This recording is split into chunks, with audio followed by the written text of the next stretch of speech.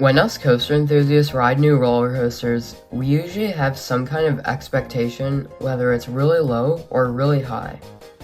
Sometimes it's too high, or if other people hype a coaster up too much, it can lead to the coaster being much worse or less good than we expected.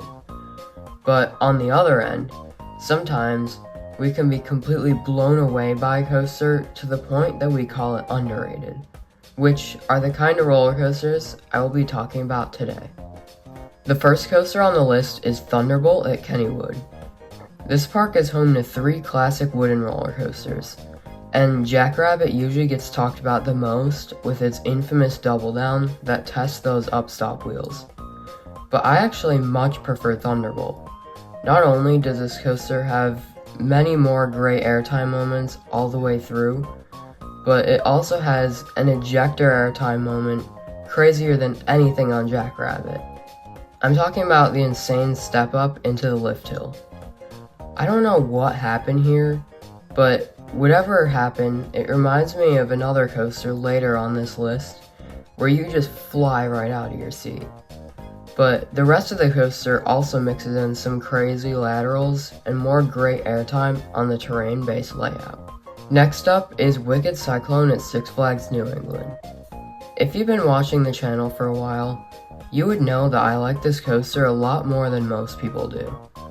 And I even like it more than some world-class roller coasters like Steel Vengeance at Cedar Point. One of the main reasons is that the airtime in this coaster is, well, wicked. I mean, it's probably the strongest airtime I've ever experienced on a roller coaster. And the pacing on this thing is just completely out of control. Part of me is wondering if it was even designed to run this fast. Everything about this coaster is just so unexpected, and I never thought I would like it as much as I did when I rode it. The next coaster is Phoenix at Knoebels, and if you've been watching my recent videos, then you probably expected this coaster to be on here because of the way I talked about it in my full review, if you want to check that out. But anyway, I went in expecting maybe top 20 or top 15, but after my first ride, I knew I had just ridden a one-of-a-kind top 10 or even top 5 worthy coaster. I think part of the reason people complain about Phoenix and they call overrated is because the fact that it usually wins the award for world's best wooden roller coaster. But I actually don't think it's that far off when comparing it to rides that, keep in mind, I haven't ridden, but like Voyage and El Toro. They just don't look that much better than Phoenix.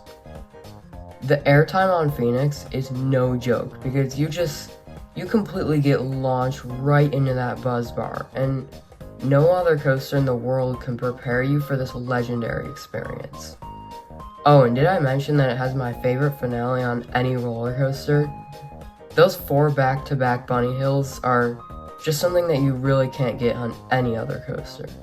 Another coaster I found to be pretty underrated is Wooden Warrior at Quassy.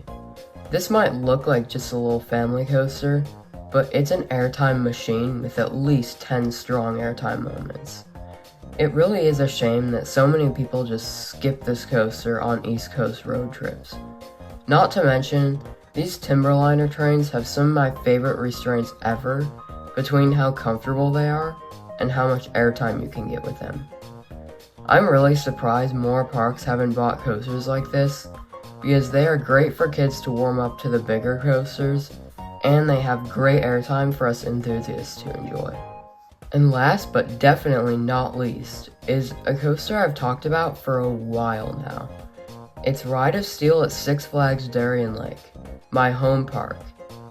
You know at this point that I love this coaster. I just don't understand how someone could call it mid when it has a crazy fast turn right after the drop, a sustained camelback, insane pacing with one of the best senses of speed of any coaster, and many other ejector airtime moments in the second half. Not to mention, it's one of the longest roller coasters in the entire world. In the last few years, it's started to develop a little bit of a rattle, but if you want to ride an Intamin with a much worse rattle, then just go ride Skyrush. No hate on Skyrush though. but I just don't understand why this coaster doesn't get talked about more. So in the end, if you enjoyed this shorter video, then please comment down below some roller coasters that you found underrated. And soon I will be posting my overrated coasters video, so just get ready for that. It would really make me happy if you could please like, comment, and subscribe for more, and I'll see you in the next video. Cracky.